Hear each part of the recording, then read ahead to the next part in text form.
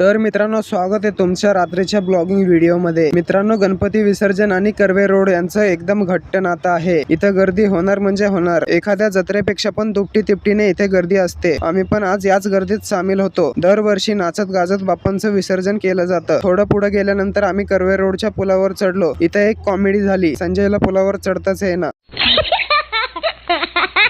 नंतर एका दादाने त्याला मागून सपोर्ट दिला आणि आम्ही त्याला वरती ओढून घेतलं आणि रस्त्याच्या मधल्या जागेत थांबलो आणि डान्स करून घेतला आणि पुढे येऊन ढोल ताशांची गर्जना ऐकली।